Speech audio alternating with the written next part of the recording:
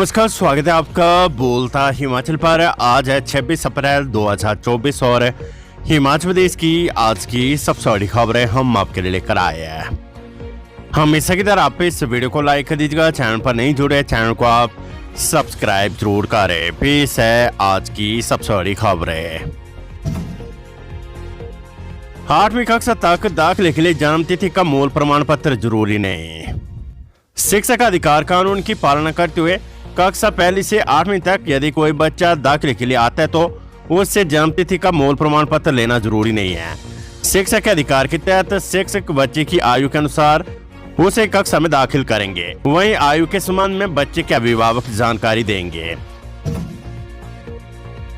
मई में नए नियमों के अनुसार आएंगे बिजली के बिल। बिना एनओसी वाले उपभोक्ताओं को नहीं मिलेगा सब्सिडी का लाभ।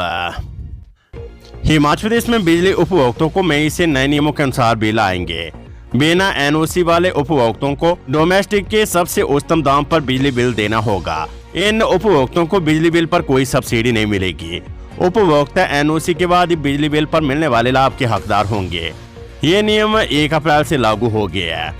अगले महीने से बिजली के बिल नए नियमों के अनुसार आएंगे।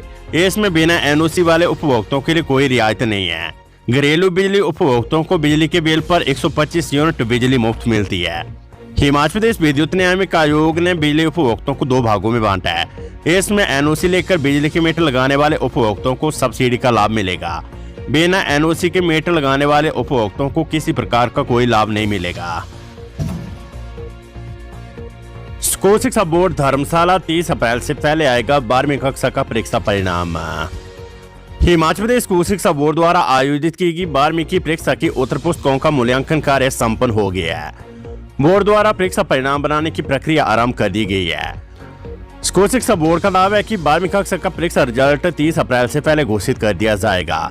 इसके अलावा रिजल्ट घोषित होने के 24 घंटे के भीतर 12वीं की परीक्षा की डिटेल मार्कशीट डिजिलॉकर पर उपलब्ध करवा दी जाएगी। इसके अलावा 10वीं कक्षा का परिणाम, उसके उपरांत एसओएस 8वीं, 10वीं और 12वीं का रिजल्ट 10 मई से पहले घोषित कर दिया जाएगा। सोलन में सस्ता हुआ सीमेंट, हरियाणा के बराबर हुए रेट। जिला सोलन में सीमेंट के दाम करीब 15 रुपए प्रति बैग कम हो गया है। अब सीमेंट के दाम हरियाणा राज्य के आसपास हो गया है। सीमेंट कंपनी ने बॉर्डर एरिया पर हरियाणा के बराबर सीमेंट के रेट करने शुरू कर दिया है। सोलन की सीमा के साथ पिंजौर व आसपास क्षेत्रों में सीमेंट सस्ता होने के कारण सोलन से भी बड़ी संख्या में लोग सीमेंट खरीदने वहां जा रहे थे। यही कारण है कि सीमेंट डीलरों ने सीमेंट कंपनियों पर दाम कम करने के लिए दबाव बनाना शुरू किया। इसका परिणाम हुआ है कि अल्ट्राटेक ने सोलन में सीमेंट का रेट 430 रुपए से घटाकर 415 रुपए कर दिया है। हालांकि पिंजौर व अन्य क्षेत्रों में सीमेंट के भाव इससे भी 10 रुपए कम है। एचपी शिमला पीएचडी प्रवेश परीक्षा के लिए आवेदन की तिथि अब 30 अप्रैल तक बढ़ी। हिमाचल प्रदेश विश्वविद्यालय एचपी ने पीएचडी में दाखिले के लिए प्रवेश परीक्षा में बैठने के लिए ऑनलाइन आवेदन की तिथि एक बार फिर बढ़ा दी है।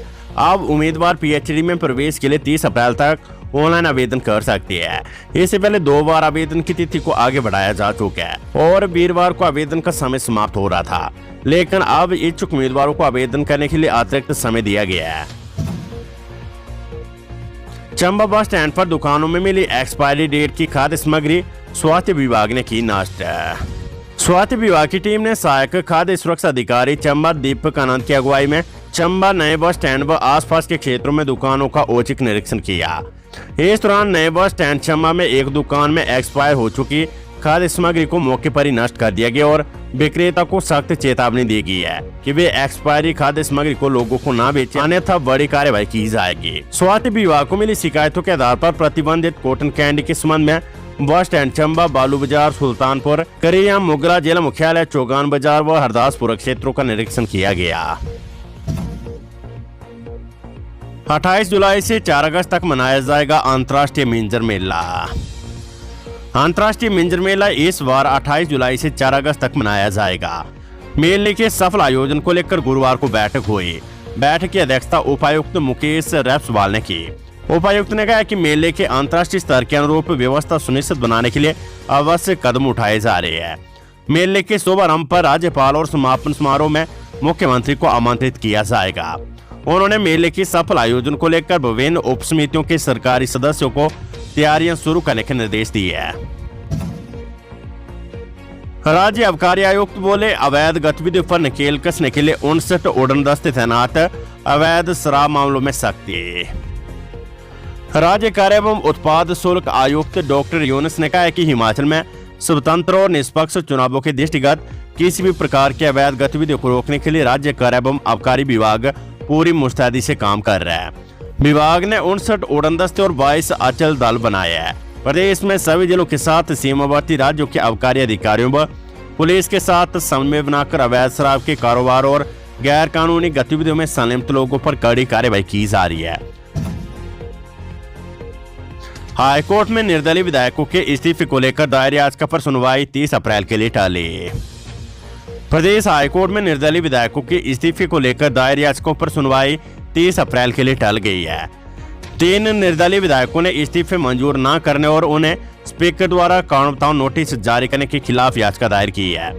मुख्य न्यायाधीश MS रामचंद्र राव और न्यायाधीश ज्योत्सना रिवाल्दो की खंडपीठ के समक्ष इस मामले पर सुनवाई हुई। इस मामले में प्रार्थियों की ओर से बहस पूरी होने के बाद कुछ समय के लिए स्पीकर की ओर से वरिष्ठ अधिवक्ता कपिल सिब्बल ने मामले पर वीडियो कॉन्फ्रेंस के जरिए सुनवाई की।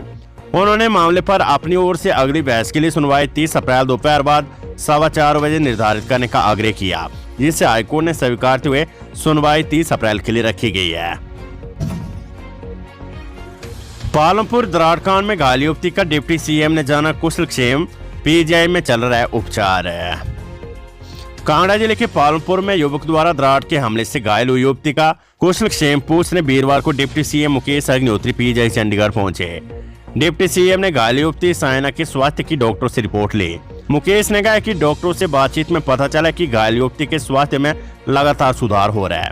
उन्होंने कहा कि प्रदेश सरकार इस बेटी के इलाज का पूरा खर्च वहन करेगी। इस संदर्भ में PGI प्रशासन को सरकार की ओर से आधिकारिक आदेश जारी कर दिए गए हैं। निर्दलीय विधायकों को निष्कासित करने के लिए हिमाचल विधानसभा सचिवालय में याचिका दायर है। 3 निर्दलीय विधायकों को निष्कासित करने की मांग को लेकर कैबिनेट मंत्री जगत सिंह नेगी ने विधानसभा सचिवालय में याचिका दायर की है। नेगी ने विधानसभा अध्यक्ष कुलदीप सिंह पठानिया के समक्ष याचिका दायर करते हुए निर्दलियों के खिलाफ दल बदल विरोधी कानून के तहत कार्यवाही की मांग की है।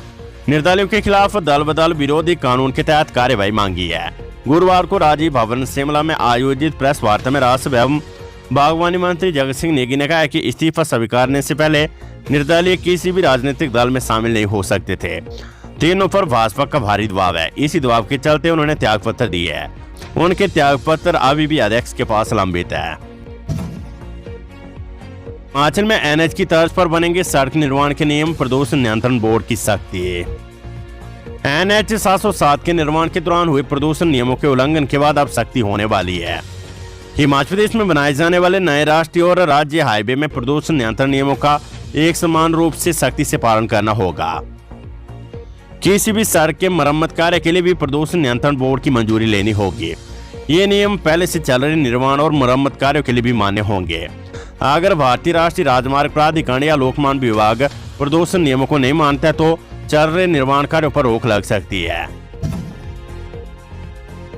बद्दी के डोडूवाल मानपुरा में गैस रिसाव से सिलेंडर ब्लास्ट, परिवार के 5 सदस्य घायल। औद्योगिक क्षेत्र बद्दी के तहत गांव डोडूवाल मानपुरा में गैस लीक होने से सिलेंडर में धमाका हो गया। इस हादसे में एक परिवार के 5 सदस्य घायल हो गया है। घायलों को स्थानीय अस्पताल से PGI चंडीगढ़ रेफर कर दिया गया है। धमाके से कमरे की दीवार भी टूट गई और सामान भी बिखर गया है। बंजाल में पलटी निजी स्कूल की बस, 12 बच्चे घायल, मोड़ काटते समय हुआ हादसा। गगरेट क्षेत्र में गुरुवार को निजी स्कूल की बस पलटने से बच्चों को गंभीर चोटें आई है। जानकारी के अनुसार छुट्टी होने के बाद सुंकाली बंजाल में बच्चों को छोड़ने जा रही स्कूल बस पलट गई। बस में सवार लगभग 12 बच्चों को चोटें आई, जिन्हें अमलैड सुंकाली प्राथमिक स्वास्थ्य केंद्र में उपचार के लिए पहुंचाया गया। बदमाशों ने खिलौना पिस्तौल दिखाकर 2 महिलाओं से लूटे गहने, कीर्तपुर साहिब में दबोचे। हिमाचल प्रदेश के बिलासपुर जिले में श्री नैना देवी जी के दावट गांव में बदमाशों ने खिलौना पिस्तौल दिखाकर 2 महिलाओं से गहने लूट लिए। कोट कैलूर पुलिस ने पंजाब पुलिस के सहयोग से इनको वारदात के 1.5 घंटे बाद ही कीर्तपुर साहिब से गिरफ्तार कर लिया है। 5 आरोपियों में नाबालिग और 1 महिला शामिल है।